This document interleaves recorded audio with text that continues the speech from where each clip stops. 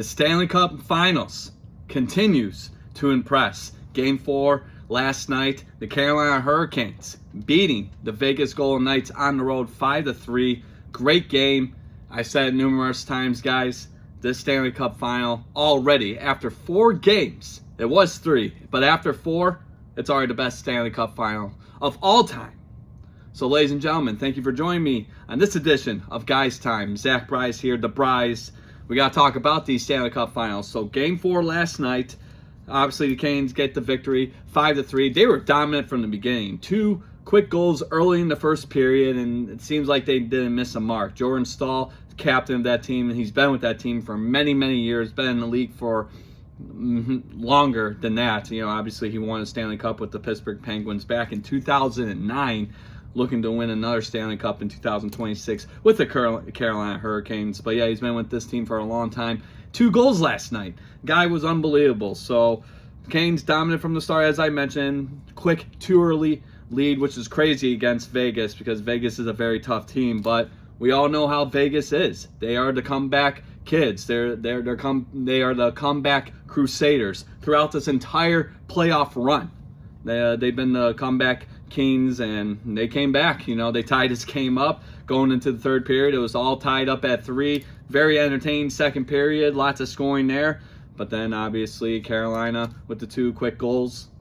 You know, the 2 goals in the third period ultimately got the victory with that. But it seems like the couple themes in the Stanley Cup Finals so far. It seems like one team starts off hot in the beginning, but then the other team comes back and makes a comeback and ties it up and makes it competitive. That's one of the themes I've noticed throughout this entire Stanley Cup final. And then it just seems like whoever has the best third period, whether it be Vegas or Carolina, most of the time they're going to win the game. And, you know, we'll look at Game 3, how crazy that game was. Vegas was up 4-0. Going into the third period, and all of a sudden, here comes Carolina scoring 3 goals in 39 seconds. That's a record, by the way, for Stanley Cup Finals. So, and then that game went into double overtime, and the Vegas Golden Knights avoids disaster, avoids a complete collapse, and gets that victory Saturday night in that hectic, crazy, iconic Game 3. But yeah, Game 4. Flip of the script, a complete 180, it seemed like, for the Carolina Hurricanes. I mean, like I said, they were dominant from the start, and they proved that with the 2 quick goals and just dominant all night. The goaltender, Bussy, was dominant. They benched Anderson, went with Bussy because he had a great game, that great third period, saving 17 shots. The first 17 shots he faced, he saved. So they went with him again. He had a decent night. Yeah, he gave out 3 goals, but he still did good. So that was a great performance by the goaltender. And now Carolina is tying this series. The pivotal Game 5 tomorrow night, ABC, 8 o'clock. Whoever's going to win that one, in my opinion, is going to win the Stanley Cup. So going back to North Carolina tomorrow for Game 5. But I want to talk about Jordan Staal a little bit more. So yeah, as I mentioned, 2 goals in this game. One of them was from the ice. Like, he actually shot the puck from the ice, a backhand, and it bounced into the net. It was a crazy goal. It was a great goal, a great play by a veteran like Jordan Staal. It was unbelievable. So I hope you guys were able to watch that. But two goals by the captain, been in this league for many, many years. So it's great that he stepped up in this game for Carolina. And then you got Mark Stone on the opposite side for Vegas, another breakaway. So I don't know if Carolina just doesn't watch film or what's going on, but how do you let this guy get behind you? How does he have so many breakaway goals or breakaway chances throughout this entire playoff run? It's crazy, but another breakaway goal for Mark Stone I think that was the point where they tied the game, or they were down 3-2. I can't remember, but that was pivotal. I mean, that was unbelievable how this guy has done it so many times, and it just seems like all these teams cannot stop Mark Stone on the breakaway. So another breakaway goal from there. But then you got, in terms of talking Vegas, there's no goals from Jack Eichel, no goals from Mitch Marner, no goals from Tomas Hertl. And these are supposed to be your goal scorers. These are supposed to be your guys who set you up for success. I mean, going to Game 5 tomorrow, I think, there needs to be a game plan where we get Jack Eichel and Mitch Marner involved. They have to wake up a little bit. And I get it, Mitch Marner has had a great Stanley Cup final. Hell, he's had a great playoff up to this point. And everyone's due for a bad night. We're human, right? We're not robots. We're not invincible. I understand that. But when you're trying to win, especially on home ice, Game 4, and you're trying to be up in the series 3-2 instead of 2-2 tie going into North Carolina tomorrow night, players like Mitch Marner have to step up. But he didn't have any goals last night. So you have that going on. You got to get Jack Eichel involved, as I mentioned. Tomas Hertl, he's had a great Stanley Cup run so far, a great playoff, I believe. But those guys need to step up going to Game 5. It's going to be tough. You go to North Carolina, those people, that crowd is insane. They're loud. They're obnoxious. But these guys have to step up for Vegas, man. It's gonna be a long night if they can't get any goals or provide any assistance for Vegas. But as I mentioned, I believe whoever wins this game tomorrow, pivotal Game 5 tomorrow night in North Carolina, that's going to be the winner of the Stanley Cup. So you have that going on, and then another no-goal performance from Carolina's own Sebastian Aho.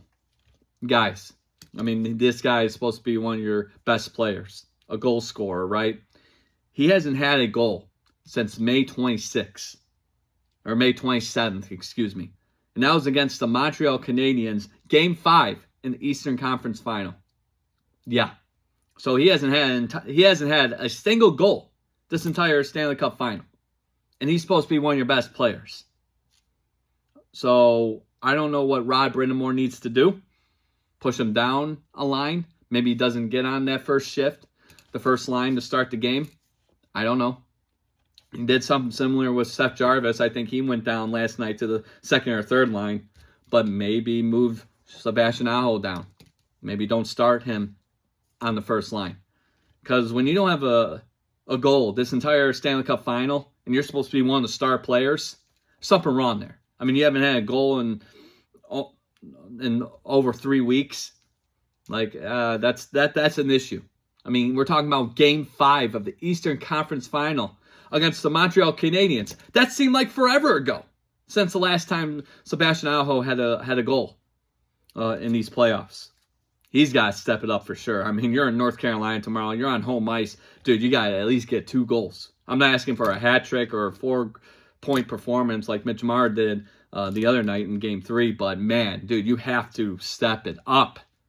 You're Sebastian Aho, man. People are depending on you. You are a star player. You're supposed to be. You're supposed to be an offensive genius. You're supposed to be a goal scorer. No goals in 3 weeks. None. This entire Stanley Cup Final run. So Sebastian Aho needs to step it up. Jack Eichel, Mitch Marner, Tomas Hertl, just a few players to be named. They have to have great performances from this point forward. So, yeah, Sebastian Aho, gotta get it together, man. I mean, you gotta find a way to get that puck in the back of the net. It's gonna be a long game tomorrow, a long Game 5. In North Carolina. So yes, check out Game 5 tomorrow, guys. It's in North Carolina, so back in Carolina. Definitely a confidence booster, I would say, for Carolina going back, playing on home ice. And you split a series in Vegas, which is good. You needed to win at least one, tie the series up. It's 2-2. And as I mentioned in the beginning, in the intro, this is definitely the best Stanley Cup Final we've seen in a very long time. And the first 3 games, I've said it numerous times on the podcast, I said it in my videos. Best Stanley Cup Final I have ever watched in my entire life. Just after 3 games. And this is the best of 7 series. I mean, in Game 4. Great game. And the series is tied 2 apiece. This is what the Stanley Cup playoffs, this is what the Stanley Cup Finals is all about. This is how it's designed. 2 of the best teams going at it, beating the crap out of each other. Who wants it more? Splitting the series.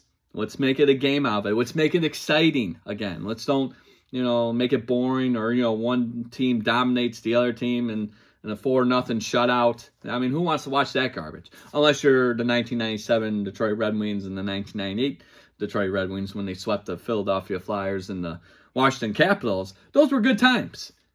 Like, yeah, that was many years ago. As you all know, Detroit Red Wings fans. Yeah, we won't get into that in a little bit. I mean, I do have some Red Wings stuff, but nothing to do with the Stanley Cup final, obviously. But this series has been very competitive. It's fun. It's exciting. So many great moments. So much drama. We had a couple overtime games, double overtime last Saturday night for Game 3. The single overtime in Game 2. Gotta love it, man. So, back in North Carolina tomorrow night, 8 o'clock ABC, Game 5, pivotal Game 5. Hurricanes, Golden Knights, whoever wins this one, mark my words, they are going to be your Stanley Cup champions of 2026. So that's the Stanley Cup Finals. Been absolutely phenomenal. I hope you guys have been enjoying it as much as I have. But now, other hockey news. Didn't really have it on my planner. I kind of forgot about it. I mean, I don't know if it was really significant, but maybe for local sports, yes. So Dylan Larkin, obviously, we all know the situation. He wants to be traded. Okay, I get it. You've been here for 10 years, one playoff appearance in your rookie year, no success there, and then obviously missed the playoffs since then. No Stanley Cup championships. I mean, obviously, with the no playoff appearances. So he wants to win, and I can see that side of him. But then the other side, because, that's what we do. We got to look at both sides, right? And, I get a little criticism for, you got to choose a side. This is what sports talk radio is all about. You got to have an opinion and back it up with facts. You don't have to be right, but have an opinion supported by facts. And I understand that. But I like looking at everything from a specific point of view. So from a certain perspectives, there's always two sides to the story, right? So first side, okay, he wants to win a Stanley Cup. He wants to be successful. Okay, go. Go get out of here. We don't need you. Go try to win a Stanley Cup. Best of luck of you, my friend. And he listed his teams that he wants to get traded. He wants to go to either Minnesota Wild, the Florida Panthers, and the Vegas Golden Knights, who happen to be in the Stanley Cup final. I get that. But then the other side, I mean, you're kind of turning your back on your teammates. I mean, you're supposed to be the captain, right? Look, Steve Yzerman had to wait 14 years to finally win a Stanley Cup. And I get, during that time too, his teams made it to the playoffs. I understand that. Like, hey, it's all good. I completely understand you wanting to be successful, go off and win a Stanley Cup. I mean, it doesn't happen to a lot of players. It's a once-in-a-lifetime opportunity. I get that. And you're not getting any younger. He's almost 30 years old. I get that. But, loyalty doesn't really exist anymore in sports, right? And we'll get to the topic about that in a little bit. But it seems like he's turning his back on his teammates as the captain. And it seems like there's no good relationship with him and Steve Yzerman, the general manager. I guess there's reports out there they haven't talked in weeks. Who knows? I don't care. Like, you want to go, dude? Off you go. And then we got to start over. So it's rebuilding the rebuild. Do all of us want to deal with that as Red Wings fans? I don't. Like, let's start winning now. Let's cash in now while we have this opportunity. Okay, we get rid of Larkin. Let's get a couple draft picks, maybe a good player, like a good player that will actually contribute to this team so we can actually make it to the playoffs. Forget about the Stanley Cup final. Let's just get into the damn playoffs because we haven't been in the playoffs in a decade.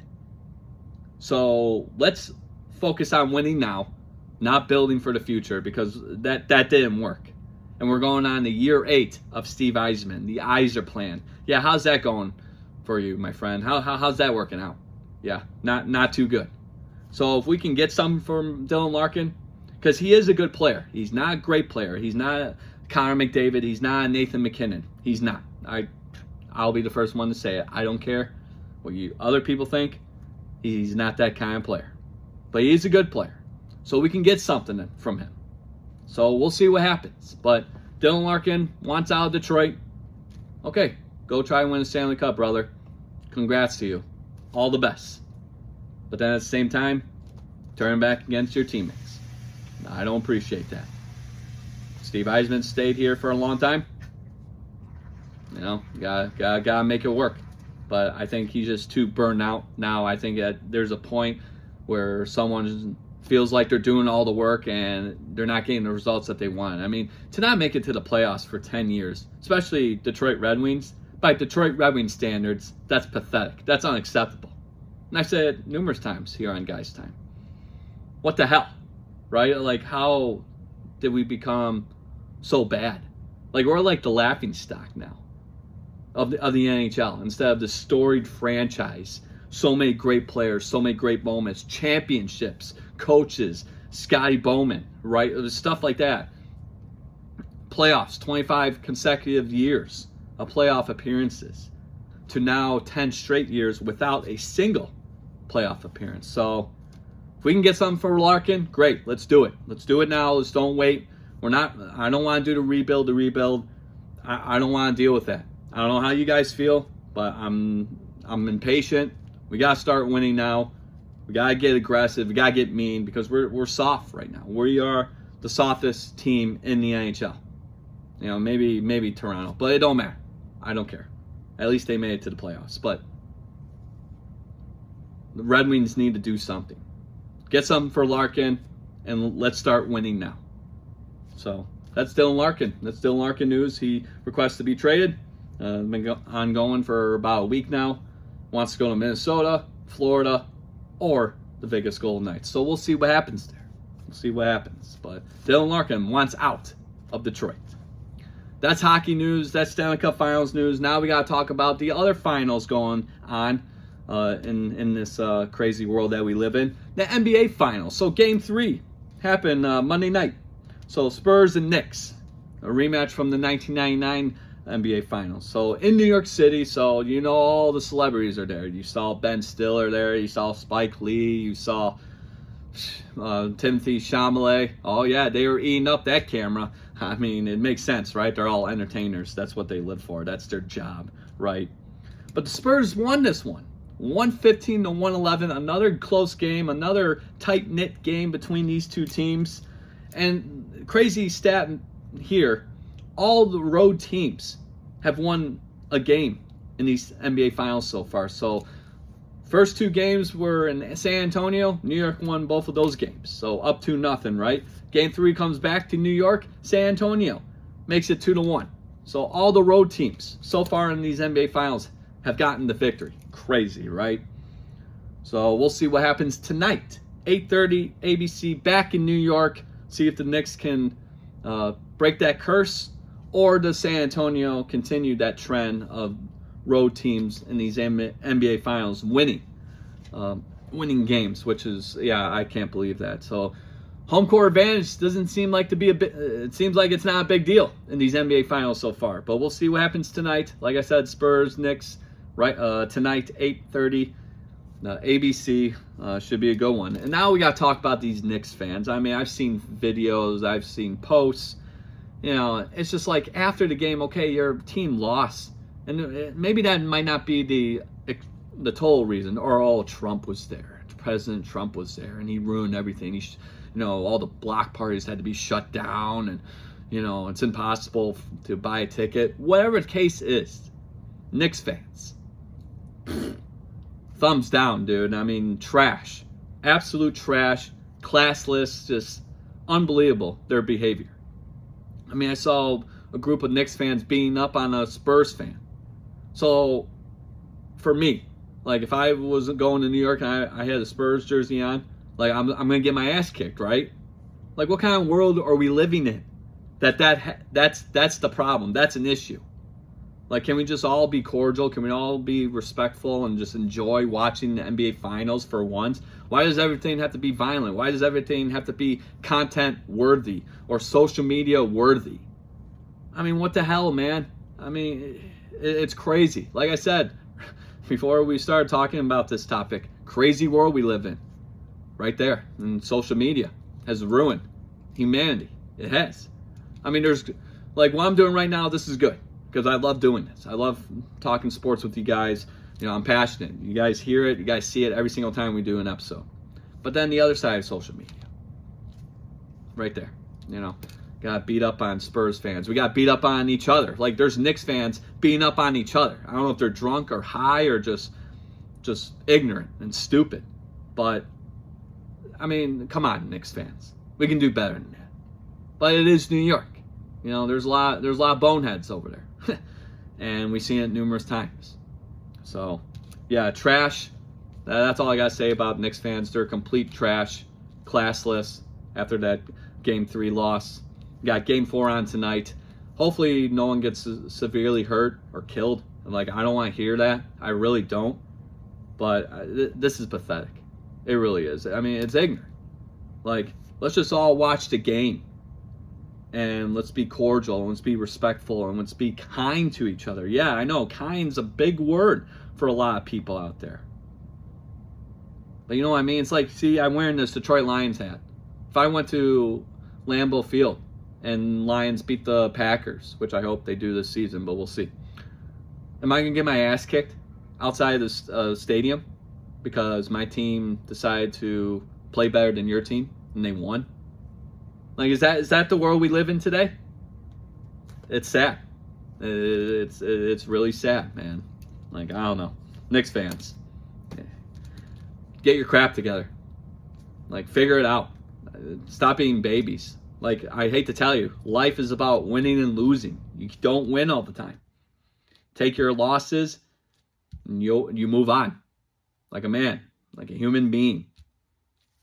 So, watching those videos, turned me. I didn't appreciate it. It turned me off a little bit. I didn't like it, but people are stupid, man. But yeah, NBA Finals Game 4 on tonight, 8:30 ABC. Spurs Knicks back in New York. Hopefully, a lot more, a lot less crazy, less violent after the game. No fights, please, for the love of God. Let's don't have that. But yeah, it's good. This should be a good one. Another great matchup between these two teams. Like I said, a rematch from the 1999 NBA Finals. Spurs and Knicks tonight. So check that one out, all you NBA fans. Should be a good one. Should be get the popcorn ready. And speaking of popcorn, you better get a double dose of popcorn because we got UFC Freedom 250 this Sunday. Yeah, you heard that correctly. I said Sunday, not Saturday, like it should be. No, we have to have this UFC event on a Sunday. Right. And it starts at 8 o'clock, the main card, multiple fights. It's just like, come on, bro. Like, put this thing on a Saturday night, 8 o'clock. It's done by 11:30. And then there's people out there who can celebrate and have a good time. No, we got to start this thing at Sunday, 8 o'clock. A lot of people go to work on Monday. I mean, I'm going to watch it regardless. So I'm just speaking for the people who have to work on Monday. I will be at work, but I love the UFC, so I'm going to watch these fights. And I might place a bet. Wink, wink. We'll just see about that. But UFC Freedom 250 this Sunday, 8 o'clock, Paramount Plus. It's at the White House. Obviously, been promoted for months. Crazy enough that this is actually going to go through. A lawsuit was filed earlier this week about this event not occurring, but it looks like it's going to continue because, money talks, right? And, UFC President Dana White and President Trump, they're good buddies, it seems like. So, yeah, this thing's going on. We're not worried about that lawsuit. But White House, the weather could be an issue. Obviously, it's outside. It's on the south lawn of the White House. I don't know. I don't know how this thing's going to look. It's probably going to look goofy as hell. But whatever. We'll see what happens Sunday at 8 o'clock. But then it affects the weather. If it's hot as hell, it's going to affect the fighter's cardio. Look, I don't care if you're if you have the most cardio and endurance as a fighter. Like, humidity's real. It's a real thing. Yeah, crazy, right? I mean, that's going to affect the fighter's health and their endurance and their cardio, without question. Plus the fact that they're getting punched and kicked and grappled. Like, damn, dude. Putting these guys through hell. But we'll see what happens. This is very interesting, but at the same time, it's just like, put these fights in an arena. Like, why are we doing this on the White House lawn? Especially with all the crazy stuff going on in the world, homelessness. Like, let's combat that, right? Let's talk about that. Let's help with that. But no, we have the money to have these mixed martial arts compete on the White House lawn. whatever. It is what it is. Then, that's life for you. Money talks, right? Cha-ching, cha-ching. So you got this event, UFC Freedom 250, this Sunday, June 14th, 8 o'clock start, Paramount Plus. Obviously, it's highlighted by the main event. You got Ilia Topuria, the lightweight champion, defending his title against Justin Gaethje. And Justin Gaethje, obviously, you guys remember him. 27-5 record, 20 wins by knockout or TKO. His last fight was earlier this year, January 2026. We talked about it a lot here on Guys Time. UFC 324, an absolute slugfest with Mr. Paddy Pimblett. I mean, hats off to Paddy. I still give him a lot of credit. That takes guts and heart and determination. He earned my respect tonight. And obviously, Gaethje, he's always earned my respect. I appreciate him as a fighter. But yeah, that was an absolute slugfest. That's what you want in the main event. Justin Gaethje got the unanimous decision over Paddy Pimblett in that last fight there. He's on a 2-fight winning streak, so confidence booster for Justin heading into this fight. I mean, you're going up against Ilia Topuria. He's undefeated. But it looks like for Justin Gaethje, he's 37 years old, about to be 38 this year. It's make it or break it. Like, if he loses, I think he's going to drop the gloves and retire right there.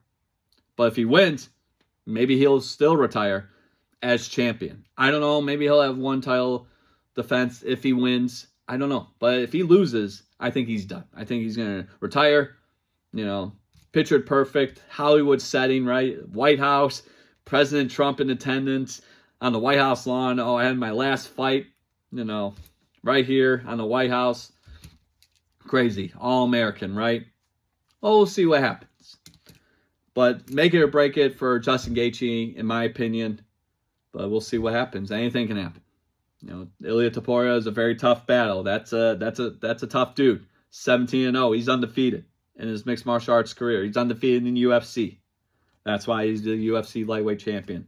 But going back to Justin Gaethje, he has lots of miles. Obviously, he's been in multiple slugfests. Obviously, if you guys have been following his career like I have, he's been slugfests against Dustin Poirier and Eddie Alvarez and Max Holloway. Obviously, you remember last year or a couple years ago, crazy enough, right? UFC 300, Max Holloway knocked out Justin Gaethje, 1 second left in the 5th and final round. That was absolutely unbelievable. Like I said, that's the greatest moment ever in UFC history. I said numerous times on the podcast, and my opinion has not changed. It was just unfortunate that Gaethje had to be the one to get knocked out. But anyway, that's a different story. Hopefully that doesn't happen here with Topuria. Hopefully it's a great fight. I think it is. I think, with Ilia Topuria being off for so long, I think Justin Gaethje's the fresher fighter, but it is mixed martial arts. Anything can happen. So lots of miles, like I mentioned, on Justin Gaethje. 37 years old. Make it or break it for him. His resume, he's beaten Dustin Poirier. He's beaten Rafael Fiziev, Paddy Pimblett, Michael Chandler, some big names in the UFC lightweight division. But he didn't beat Khabib Nurmagomedov. That's a big name there. He's lost to Poirier before. That's another big name. He lost to Max Holloway, another big name. So does that trend continue for Justin Gaethje as he faces Ilia Topuria? And obviously we got to talk about the champion a little bit. So Ilia Topuria, he's undefeated, as I mentioned, 17-0, undefeated in the UFC. He's the UFC lightweight champion for a reason, because he's a badass. His last fight was last June of 2025. So he has had a long break from the UFC. He's had some personal issues he's been dealing with, personal life stuff. You gotta take care of yourself, man. Fighting's always going to be there, but your health, your mental health, physical health, emotional health, that's something that needs to be addressed first and foremost. So I'm glad he took the time off, but now I think he's ready to throw down. He's ready to fight. He's ready to defend that title. See what happens. So yes, as you guys remember, UFC 317, he defeated Charles Oliveira, knocked him out. And that seems like a trend with Ilia Topuria. He knocked out Charles Oliveira in his last fight. He knocked out Max Holloway. He knocked out Alexander Volkanovski. I mean, those are not scrubs off the street, ladies and gentlemen. I mean, these are elite Class A fighters that he just knocked out, just out of nowhere. Pop, pop, pop. Good night. See you later. Adios, amigo. Ilia Topuria just knocking out people because that's what he does. But yeah, hell of a resume there, right? Knocking out all those great fighters. But as I mentioned, this long layoff, personal life issues, hasn't fought in a year. So maybe some octagon rust or ring rust, whatever you want to call it. I don't know, man. It's Ilia Topuria. He's the champion. He's undefeated. He's a hell of a fighter. He's a badass, just like Justin Gaethje is. All these guys are. All these UFC fighters are. The women too. But I don't know, man. I mean, we'll see what Ilia Topuria has to bring to the table. So, talking these guys up a little bit, you guys are probably wondering, who's the bride's going to place his bet on? I am going to say this, and you know what? Die trying, right? I'm going with Justin Gaethje. He won me some money a few months ago. It was actually that fight against Paddy Pimblett. So I'm going to go with Mr. Gaethje. I'm going to go with Justin Gaethje. He gets the win. I don't know if it's going to be by knockout or a finish. But I think, like I said, he's got a lot of miles on him. This is make it or break it. So that definitely is in his mind as he enters this fight Sunday night. I think Mr. Gaethje will get the victory against Ilia Topuria, giving him his first loss in his mixed martial arts career. Call me crazy, but hey, anything can happen in this sport. I've said that numerous times. So I got Justin Gaethje beating Ilia Topuria. Remember that. That's the main event. That's going to be a hell of a fight. Watch that one, 8 p.m. They probably won't come on until like 11:30, obviously during the main event. 5-round fight. So the cardio is definitely going to be tested for both these men, especially it being outside and in the middle of summer in Washington, D.C.'s hot as hell out there right now. So we'll see what happens. But that's the main event. The co-main event, Alex Pereira, Ciryl Gane, UFC interim heavyweight title is on the line. Undisputed champ Tom Aspinall, obviously he's still going through eye surgeries and those eye issues that he suffered last October when he fought Ciryl Gane. Those eye pokes were disgusting. So I wonder, why does Ciryl Gane get another chance? I mean, I get it, eye pokes are part of the game, it happens, but couldn't find a legit heavyweight who's been dominant to go up against Alex Pereira. But maybe Alex Pereira just has beaten all those guys. I mean, yeah, he just came from light heavyweight, but I don't know. I question why Ciryl Gane was chosen as the heavyweight opponent for Alex Pereira. In his debut, by the way, he's trying to become a 3-division champion. First time ever in UFC history.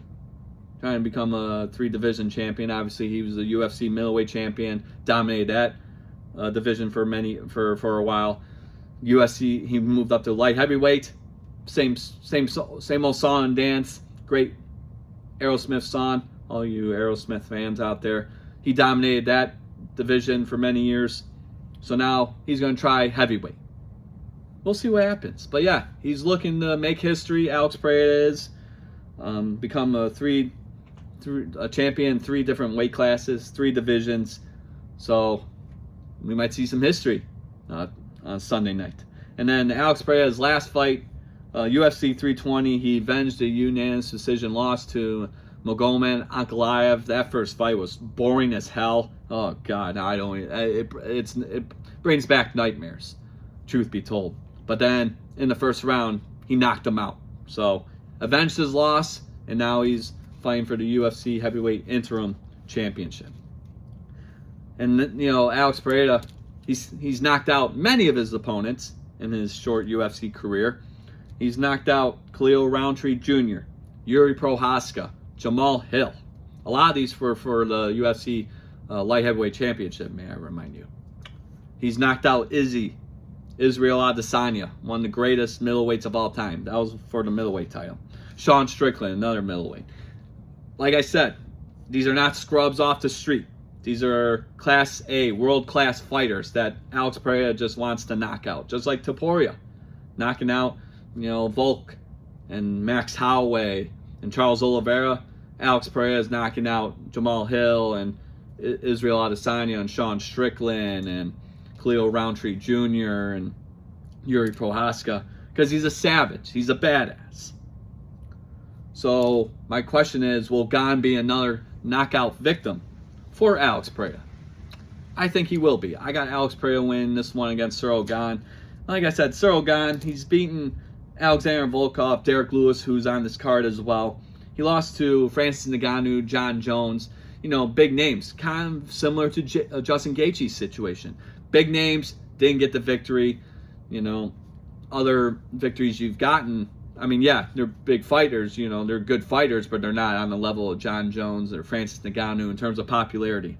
So I think that plays, that's a detriment. That's a negative for Ciryl Gane, a disadvantage for Ciryl Gane. Yeah, I was trying to find the word there, in the blank space there. But yeah, I think it plays a disadvantage for Ciryl Gane, not being those big names, Francis Ngannou, John Jones, just like Justin Gaethje. But I don't know, like I said, the eye pokes versus Tom Aspinall, I just don't like it. I don't like that he gets another shot at the title. I don't know. Mixed martial arts is a weird sport, but I got Alex Pereira winning this one. I'll make those two picks. So I got Justin Gaethje winning against Ilia Topuria, and I got Alex Pereira winning against Ciryl Gane. So that's your co-main event, UFC Interim Heavyweight Championship, Alex Pereira, Ciryl Gane, and then your main event will be the Lightweight Championship on the line, Ilia Topuria, the undisputed lightweight champion, defending the title against Justin Gaethje, 5-round fight. And then the heavyweight co-main event is going to be five rounds as well. Two good fights. Check it out. Play some bets. It's going to be a good one. Then Sean O'Malley's on this card. Derek Lewis, as I mentioned earlier, he's going to be on this card as well. How can you not have him on the card, right? At the White House especially. Michael Chandler, Bo Nichols going to be on this card. Diego Lopez. So some big names. No women on this card. I don't know if that was intentional. I don't want to stir anything up, right? Yeah, I know. You got a good laugh out of that. But anyways, no women on this fight. All males. 2 title fights. UFC Freedom 250 this Sunday night, ladies and gentlemen. Paramount Plus, 8 o'clock. Bryce will watch. And I know all you other people are upset that, it's on a Sunday instead of Saturday. I want it to be on a Saturday. Dude, I'm with you guys. I don't know why it's on a Sunday, but whatever. It is what it is. Check that out. UFC Freedom 250 this Sunday night. And now we got to wrap up this episode today. Oh, I hit my microphone. Sorry about that. We got to wrap this episode up today talking about Brendan Sorsby. I was debating whether or not to touch this, but I think it's a big story. College football, right? Even though there's no college football going on right now, but it's very significant because it deals with gambling, and NCAA said there's significant penalties and ineligibility situations if you bet on sports as a college athlete. But it seems like with Brendan Sorsby, he gets a free pass for some god-awful reason. And no, I'm not going to play the race card. I am not going to go down that road. Yeah, we deal with that enough in today's society. But yeah, Texas Tech quarterback, just some background information on this guy, Brendan Sorsby, admitted betting on his own team, right? Texas Tech over 40 times. And he's made wagers of over $90,000. Almost $100,000 in bets this kid did, the acts that he committed. But he's betting on his own team 40 times. Other college and professional sports, he's got a problem. And I hope he's getting help, which I'm assuming he is. He has to, right? So that was the story that came out a couple months ago. Big thing. Didn't really talk about it here in my videos or talked about it on the podcast. But I felt like we need to talk about it now because it's, this ruling that I'm about to rule. You guys already know, but I want to give you my thoughts about it.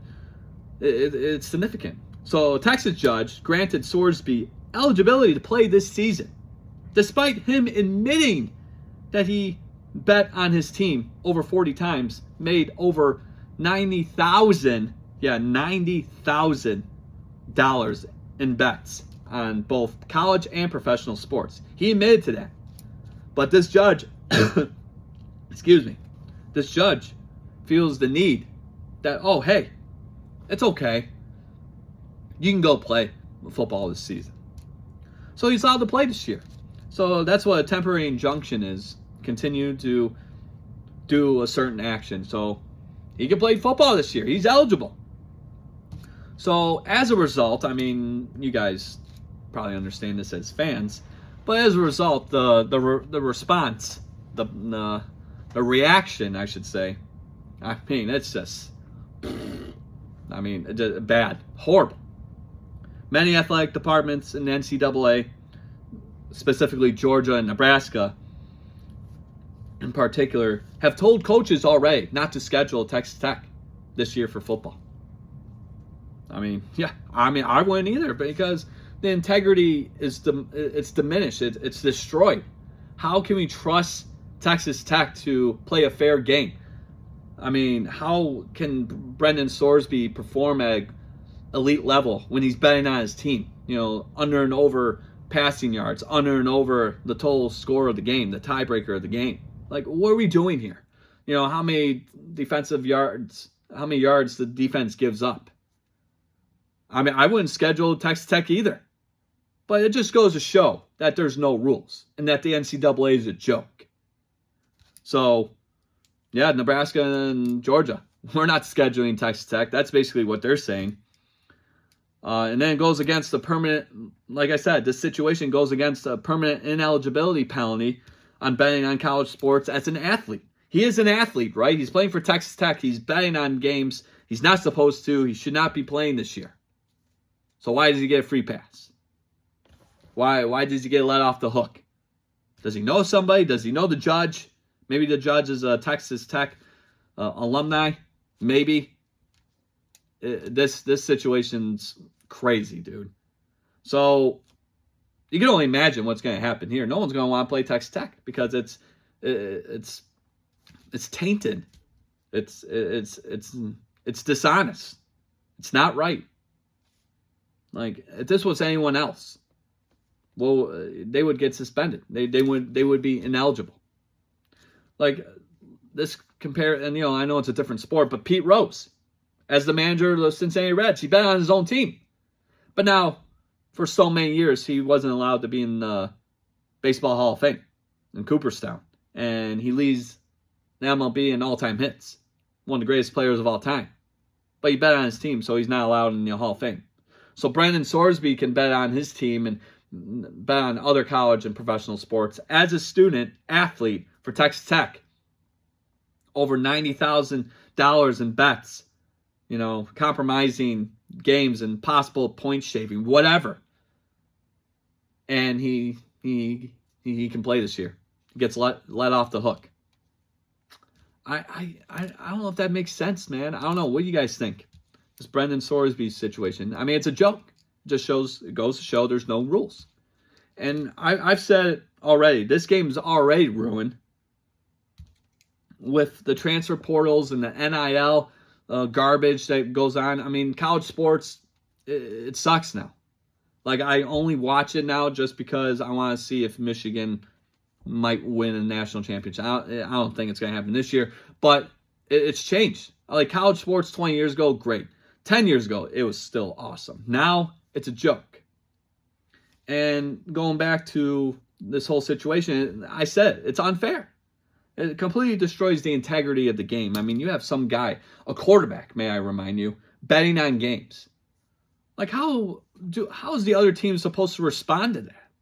Like, is he going to pull this crap during the game? Is he going to bet a game that he's playing and he's going to specifically throw for under 250 yards because, I'll hit that bet. I'm going to hit this parlay. Like, come on, dude. Be an athlete. Go out there and play. I mean, he's got to have NIL money. Why is he betting in the first place? I don't know. It's weird. It's stupid. I don't understand it. But yes, conflict of interest as well. Possible point shaving, as I mentioned, betting on his own team. Other teams in college football. Like, what are we doing here? What are we doing? Like, it's a headache, man. Like I said, this is why people bitch and complain about college sports not being the same anymore. Because you have crap like this going on.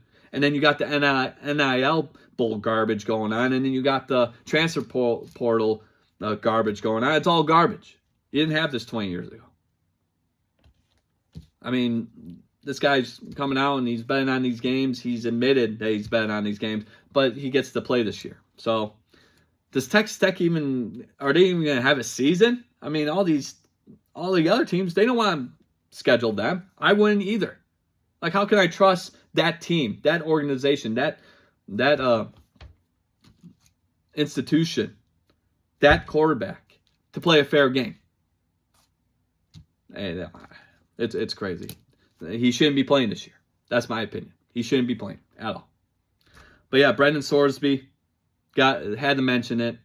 I was debating whether or not to talk about it, but it is kind of a big story going on right now, especially the ruling from the Texas judge saying, hey, you're eligible to play. You can play this year. You know, you're on it's a temporary injunction, they call it. All the law and lawyer talk.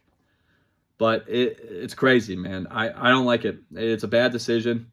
You know, just go, you know, what kind of example are we setting to allow this kid to play when he broke the rules? Blatantly broke the rules. And he gets to play this year. And he admitted it too.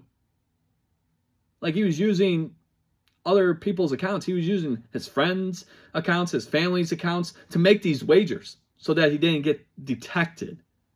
Well, with society nowadays, man, with technology, you're going to get found out sooner or later. But dude, over 90,000, that's what drives me crazy. That's what shocks me the most. Like, dude, almost $100,000, $100K in bets? Dude, yeah, he has a problem. And I hope he gets help. But if he doesn't play this year, like, he's out for 2 games. That's it.